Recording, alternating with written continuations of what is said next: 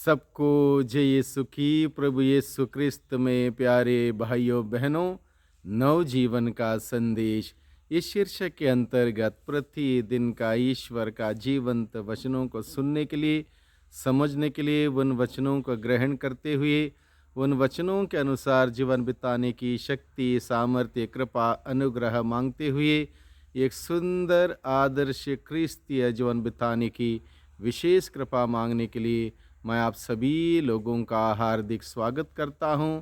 आज फरवरी की 10 तारीख है, मंगलवार का दिन है। आज के दिन में कलीसिया संत स्कॉलास्टिका की स्मृति मनाती है। कुंवारी और शहीद बनकर उन्होंने कलीसिया की सेवा की। आज के दिन में हम सबों के लिए मनन चिंतन करने के लिए विषय दिया है संत मार्कुस के द्वारा रचित सुसमाचार अध्याय 7 पद संख्या 1 से 13 का प्रसंग है। इस प्रसंग में मुख्य रूप से शास्त्री फरीसियों की धार्मिकता और प्रभु यीशु की धार्मिकता, इसके बारे में क्या फ़र्क है, इस बात को जानने के लिए प्रभु अपने वचनों के द्वारा हमें बुलाता है। और किस प्रकार की धार्मिकता सही धार्मिकता है और किस प्रकार की धार्मिकता एक प्रकार से गलत धार्मिकता, इस बात को भी प्रभु आज के सुसमाचार के प्रसंग के द्वारा स्पष्ट करता है। यहाँ पर लिखा है, शास्त्री और फरीसी यरूशलेम से आए हुए ईसा के पास इकट्ठे हो गए। फरीसी और यरूशलेम से आए हुए कई शास्त्री ईसा के पास इकट्ठे हो गए। और यहाँ पर यीशु के पास अगर ये लोग इकट्ठा हुए यरूशलेम से आके, तो इसके मतलब कोई ना कोई षड्यंत्र इन्होंने बनाया, कोई ना कोई बात इसके पीछे छिपी हुई है, कोई ना कुछ रहस्य है, इसलिए प्रभु के पास इकट्ठे हुए।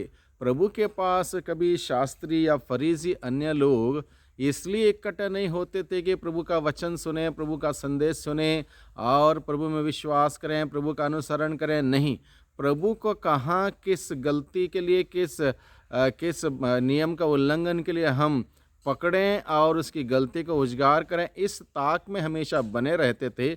इसलिए यहाँ पर फरीसी और यरूशलेम से आए हुए कई शास्त्री ईसा के पास इकट्ठे हो गए। वे यह देख रहे थे कि उनके शिष्य अशुद्ध यानी बिना धोए हाथों से रोटी खा रहे हैं।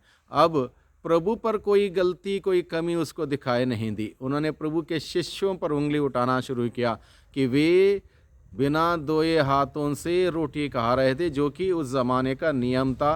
हाथों को धोना, रोटी खाने से पहले हाथों को धोना, और ये हाइजीनिक भी है और ये ज़रूरी भी। आज के ज़माने में कोरोना के बाद इस बात पर ज़्यादा ध्यान दिया जाता है। चलो ठीक है, ये हाइजीनिक है, ज़रूरी है, लेकिन उस ज़माने में क्या था, एक नियम था हाथ धोना, एक नियम था हाथ नहीं धोया मतलब भोजन करने से पहले हाथ नहीं धोया मतलब बड़ी गलती कर दी, अपराध किया, एक पाप हुआ।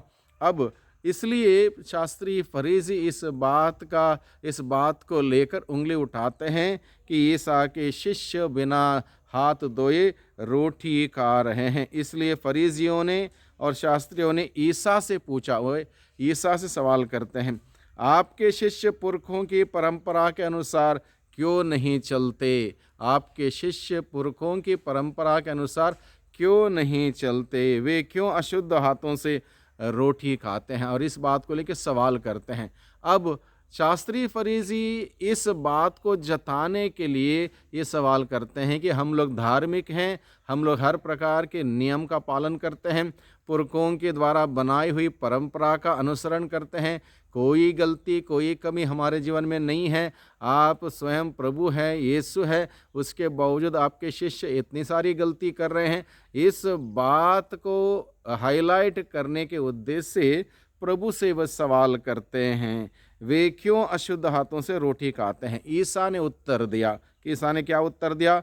ईसाइस ने तुम ढोंगियों के विषय में ठीक ही भविष्यवाणी की है, जैसा कि लिखा है, ये लोग मुख से मेरा आदर करते हैं परंतु इनका हृदय मुझसे दूर है। यानी कि प्रभु यीशु मसीह क्या कहते हैं, सारे नियम, कानून, कायदे मनुष्य के हित के लिए हो, मनुष्य को सही जीवन बिताते हुए ईश्वरीय नज़दीक लाने के लिए, आने के लिए मददगार हो, ऐसे कानून कायदे होने चाहिए प्रभु की दृष्टि में।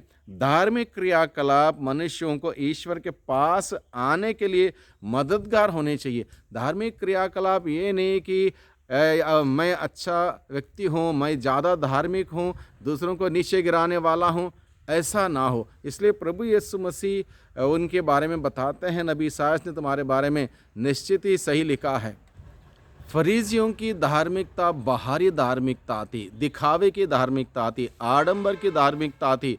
उनकी धार्मिकता में कोई दिल का परिवर्तन, मन का परिवर्तन, हृदय का परिवर्तन जैसी कोई बात नहीं थी। उनकी धार्मिकता बाहरी धार्मिकता थी। इसलिए प्रभु यीशु मसीह उनकी धार्मिकता से प्रसन्न नहीं हुए।